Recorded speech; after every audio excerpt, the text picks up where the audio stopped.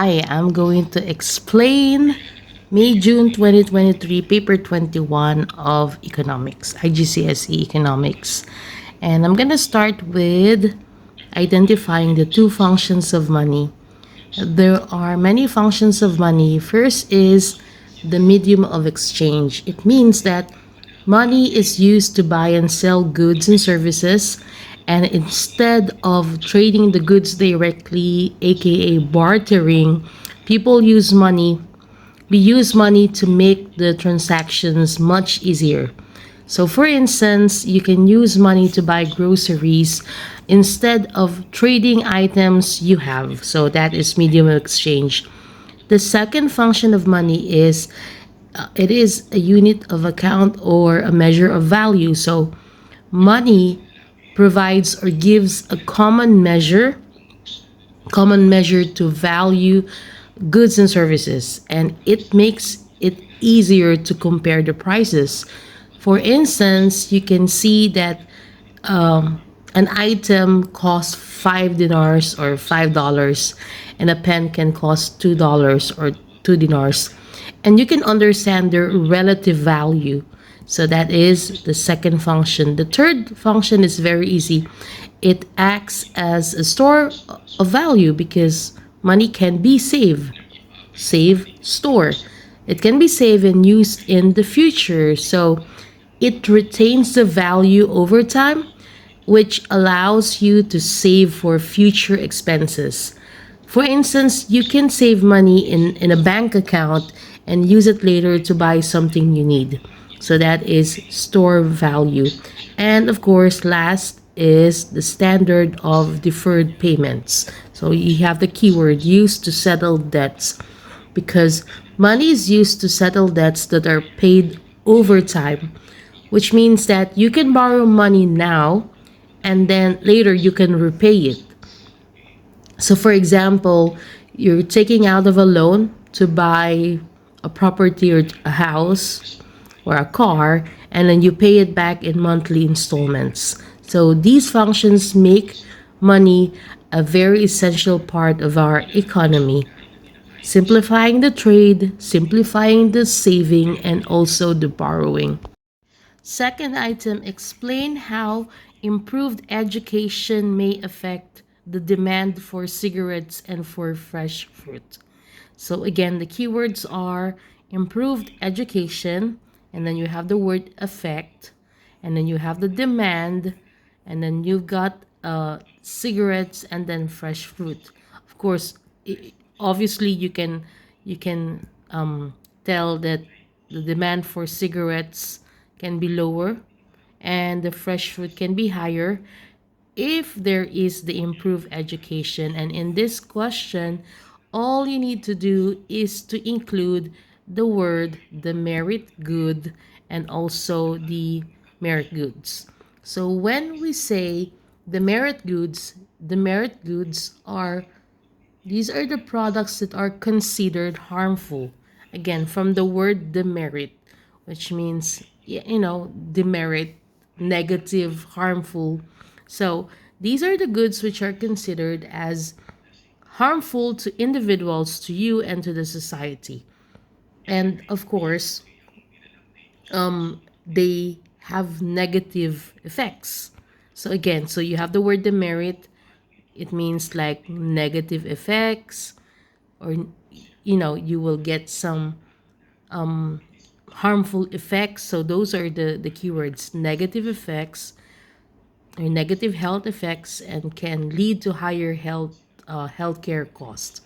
So um, of course, if there's an impact of education, it means that with better education, if your education will be improved, then people become more aware about the health effects or the risk connected with smoking. So you are now well aware that smoking is bad to your health. So if there is the increase of awareness, because you know it through the schools, it can lead to a decrease in the demand for cigarettes as people choose healthier lifestyle. So again, Demerit goods harmful to your health. Demerit goods, these are negative health effects or the negative effects. It has negative effects. But when it comes with the merit good, okay, just like the fresh fruit, merit goods are the goods that are beneficial. So you have the keyword beneficial to individuals like you and the society. For example, is of course the fresh fruit. So these merit goods contribute to better health and well-being. So again, so these have beneficial or it has positive effects.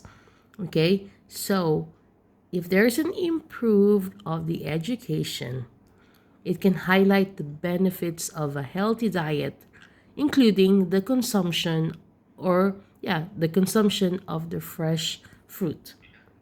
Of course, because you know what are the health benefits of the fresh fruit because you've learned it from the school. Again, learning from the school meaning to say improve education, which means as people learn more about nutrition and health, the demand of the fresh fruit will be likely to increase.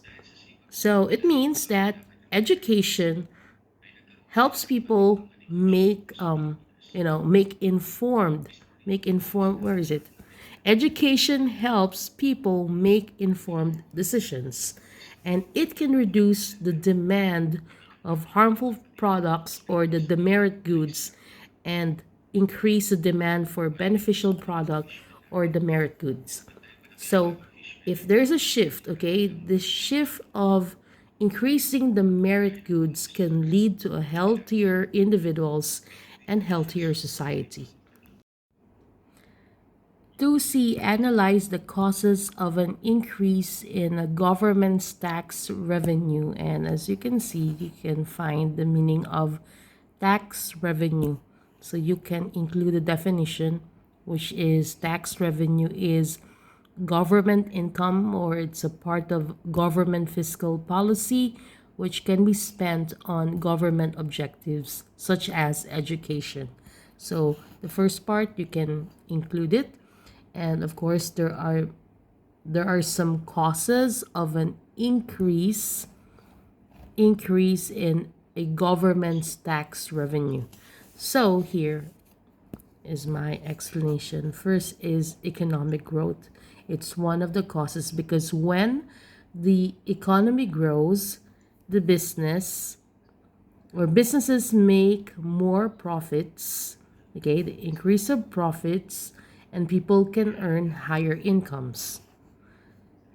And if there would be higher profits and higher incomes, it can lead to more taxes being paid on those profits and incomes, and of course, it will boost government revenue.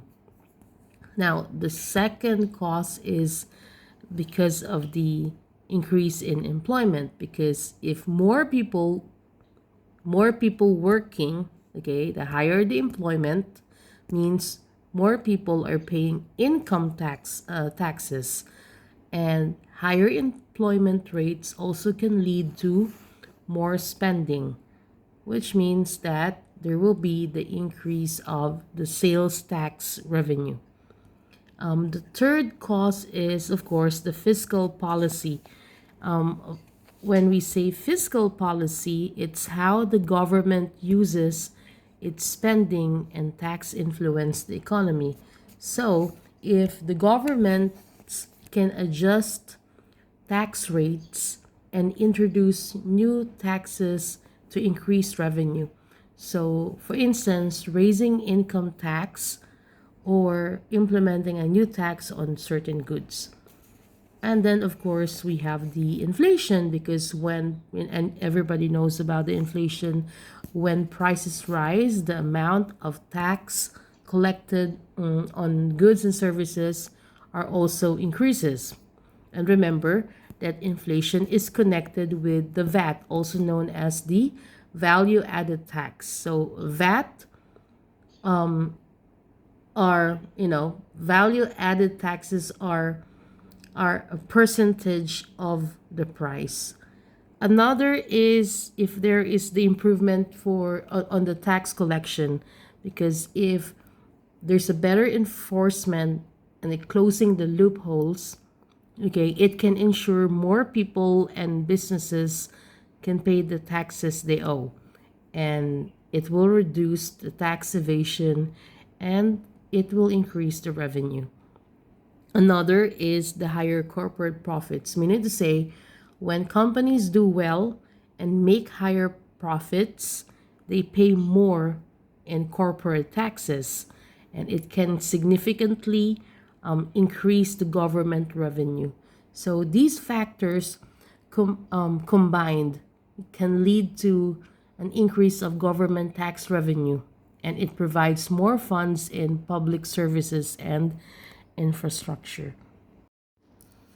Identify two reasons why death rates may vary or may be different between the countries.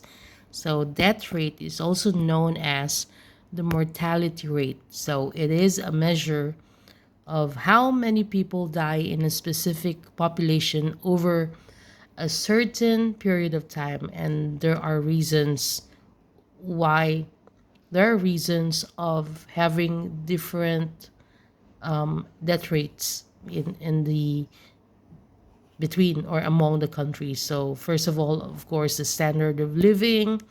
Another is the lifestyle.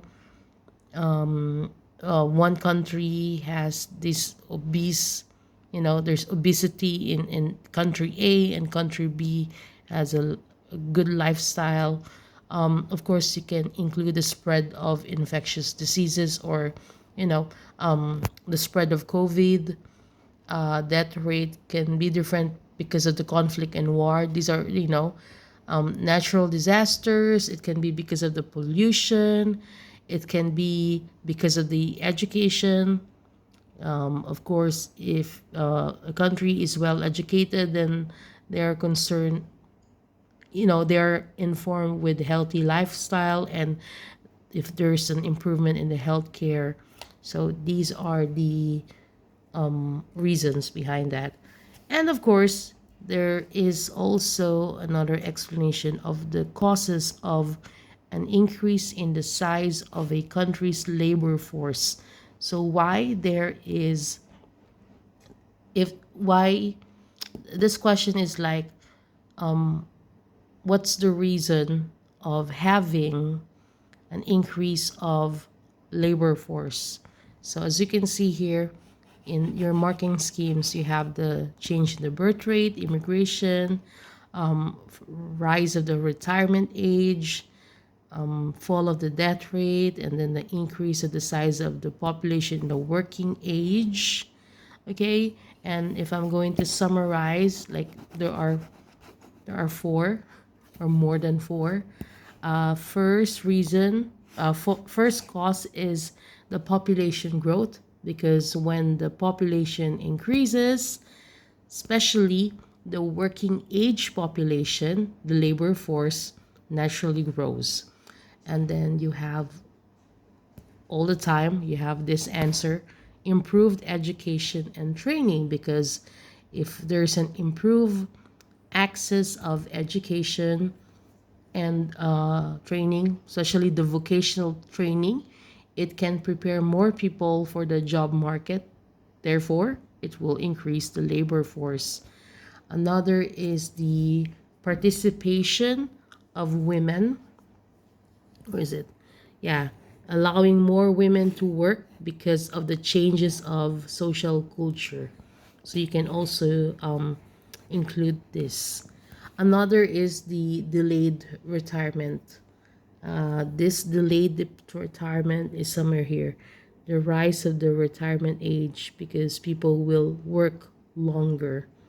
Another is immigration, because when people move to a country for work, of course, they add to the labor force. So the immigration policies can, significantly impact this.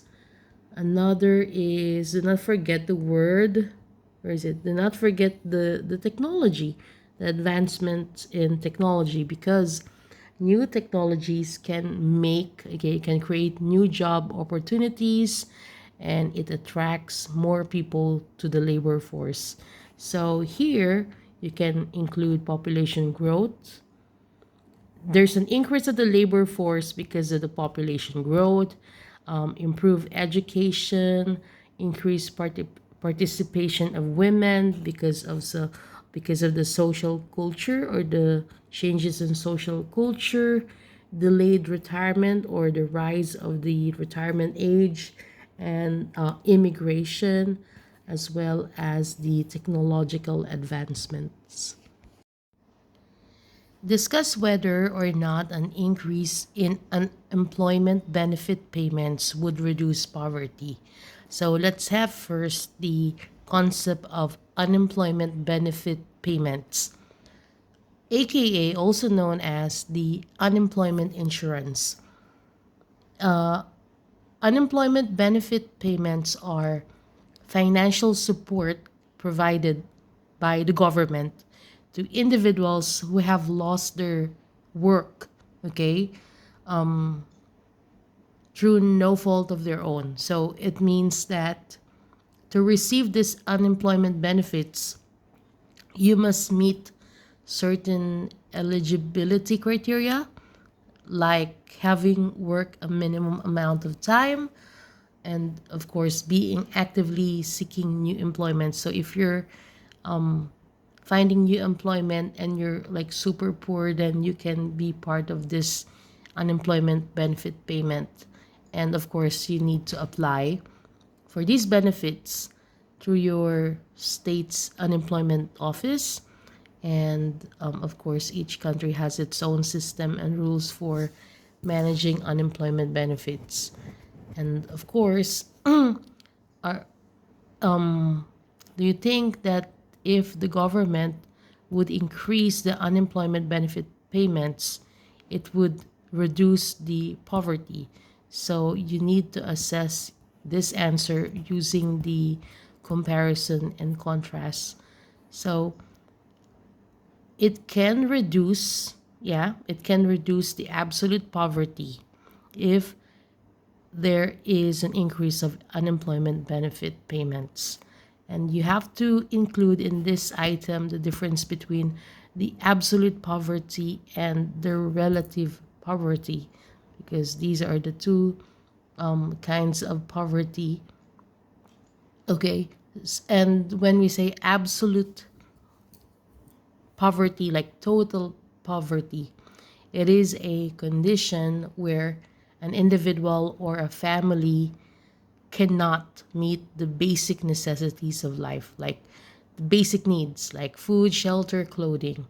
So it's a fixed threshold, and it applies universally regardless of the location or time. Meaning to say, like in this individual or a family doesn't have or cannot meet the basic, okay, so lack of basic needs, which means that the focus is on survival and meeting the basic physical needs. That is absolute poverty. And how do you measure if someone or a family is part of the absolute poverty? It's actually measured by a specific income level. So, for example, the international poverty line set by the WB, the World Bank, is $1.9 per day. Again, $1.9 per day. That's the international poverty line by the World Bank. So if someone's income falls below $1.90, okay, that level, then they are considered to be in absolute poverty. So, of course, and if that's the case, if we're going to increase the unemployment benefit payments, there will be the reduction of absolute poverty. On the other hand, it will not reduce the relative poverty, because when we say relative poverty, it is the the relation to the economic status of other people in the same society. So here, people are poor in comparison to others, which means that that person or family has only it has only less income. So it reflects the standard of living and the ability to participate in everyday activities, which means that, okay, when we talk about relative poverty, you're poor, but you can still buy the basic necessities of life, and you're just comparing yourself to other people. So it's the focus is the social inclusion and the ability to live a life comparable to the average person in that society. So, how do you measure the relative poverty? So, it is measured as a percentage of the median income in a given society. So, for instance, a person might be considered relatively poor if their income is less than 60% of the median income. So, again, you're going to in the relative poverty, you're going to focus on the society, the median of the median income of that society. So it means that let me say this: when you say absolute poverty, it's about the basic needs, meeting the basic needs for survival, while the relative poverty is about maintaining a standard of living that allows for social participation and inclusion. So, if the government gives unemployment benefit payments, it may not reduce the relative poverty, but it can reduce the absolute poverty. So, that can be one of your points here, and you can actually explain the two. Another is, of course, if there's an increase of unemployment benefit payments, people can find education or become more employable. Okay, but then on the other hand, the size of unemployment benefit may be small, and maybe less than inflation.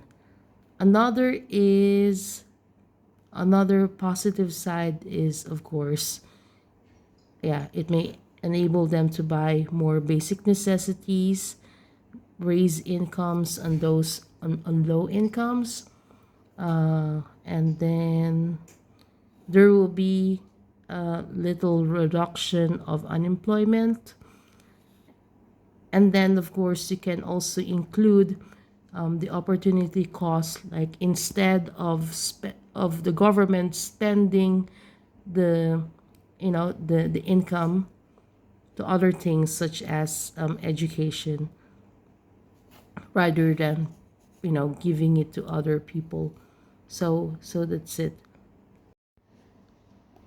Analyze how an increase in labor productivity in a country can increase a surplus on the current account of its balance of payments. So the keywords here are the increase in labor productivity, surplus, current account, and balance of payments.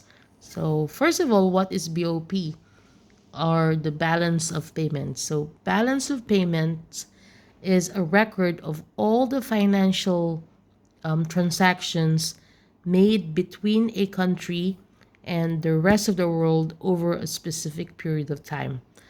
And of course, under the balance of payments, you have the current accounts. So these current accounts are the goods, the services, the income, and the current transfer. So let's talk about the increase in labor productivity.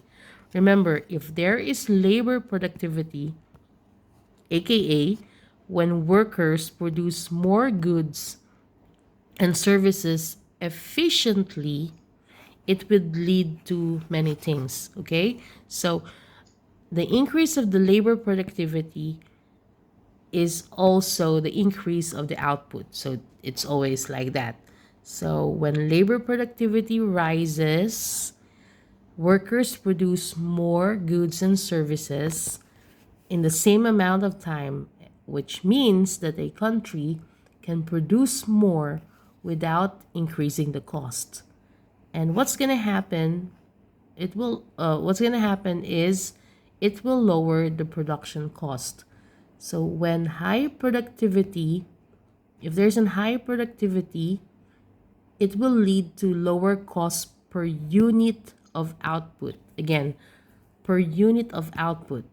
It makes the goods cheaper to produce. Okay? And what's going to happen is there will be an increase of the exports because there will be the lower of the cost, production cost leads to, again, another effect, the increase of the exports or the competitive exports.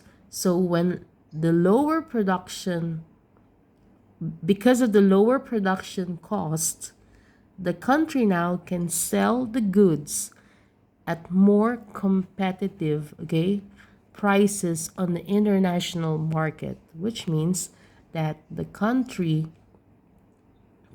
now is increasing its exports. And after that, if the country is now increasing its exports, there will be the reduction of imports because as domestic production becomes more efficient and cost effective, there is a less need to import goods, which means that the country can rely more on its own production. So the country now is dependent on the exports rather than the imports. And what's going to happen if there will be the reduction or decrease of the imports? There will be the improved trade balance, which means that with higher exports, or the exports are greater than the imports, the trade balance improves, which means that the country earns more on selling goods outside abroad than it spends on buying goods from other countries. And it will lead again to the current account surplus. So here, you can find here a simple explanation. There will be a surplus in current account if the exports are greater than the imports. So the trade balance is a major component of current account. So when the trade balance improves, if the trade balance improves, it contributes to a surplus on the current account of all the balance of payments. So it means the higher the labor productivity, it makes a country's good more, the word is competitive internationally, and it will boost the exports and reduces the reliance of imports, and there will be the improvement of the trade balance leading to a surplus in current account. Discuss some discuss why some countries may experience lower inflation in the future and some may not, which means that why some countries are experiencing lower inflation, why some countries are experiencing high inflation, and there are many factors. So here you can find like advances in technology, increase in education, there is also globalization, there's also successful government policy, trade union power may fall, and these are like the factors that affects the lower inflation. And this one is the reasons behind having higher inflation, like consumers are spending more, governments may increase their spending, the fall of the rate of interest, the increase of the total demand, the running out of the raw materials, the rising of the cost of energy, and rising food prices. And of course, you can also include the monetary policies. Having an effective monetary policy, or having effective monetary policies, can lead to lower inflation, because countries with strong central banks means that they can effectively manage the interest rates and can control the money supply and tend to have lower inflation. For instance, if a central bank increases the interest rates, it can reduce the spending and borrowing, and it can lower the inflation. Another is, of course, the government can manage the budget very well. That's another factor which leads to lower inflation. Another, you can say this, supply chain stability. So there are some countries that have stable and efficient supply. Meaning to say, these efficient supply chains are likely to experience inflation caused by supply shortage. So when we say supply chain stability, the country produces more local goods, meaning to say they have more exported products rather than imported products. And efficient logistics and fewer disruptions mean that the good can be produced and delivered without delays or the cost increase. So again, this is a significant factor which leads the lower inflation. Of course, you have the technology, because if there's a new technology, there's an increase of productivity, the labor productivity. It will reduce the costs, and of course, it will reduce the inflation. So there is a domino effect. And another is, if there's a strong national currency, it can also reduce inflation by making the imports cheaper. So when a country imports goods, a stronger currency means it can buy more for less, which helps to keep the prices stable. On the other hand, there are also countries which may experience higher inflation. For instance, political instability, because countries experiencing political instability may face higher inflation because of the lack of confidence in the economy, because of the uncertainty. It can lead to the reduction of investments, and there will be the higher cost for the business. Higher cost for the business if there's the lack of confidence in the economy. Another, if there is a public debt. So there are some countries with high levels of public debt, and it might resort to printing more money to pay off all the debts. So again, printing more money just to pay off the debts, in the end it will lead to higher inflation. Okay, so if there's an increase of the money supply without a corresponding increase in goods and services, it can devalue the currency. So take note of that. Again, if there's an increase of the money supply, meaning to say you printed more money, okay, without a corresponding increase of goods and services, it can devalue the currency, meaning to say it's a no-no, okay? It's a no-no to have printing money as a resort to pay off the debts. Another is the supply chain disruptions. If there are problems in the supply chain, because there are some countries that face frequent, a lot of supply chain disruptions, such as war, geopolitical tensions, because of the natural disasters. So it may experience higher inflation. And these disruptions, for instance, natural disasters, war, political, geopolitical tensions, it can lead to shortages of the basic goods, and it will increase the cost of goods. So, perfect example is during the COVID, right? So many countries experience high inflation because of the supply chain disruptions.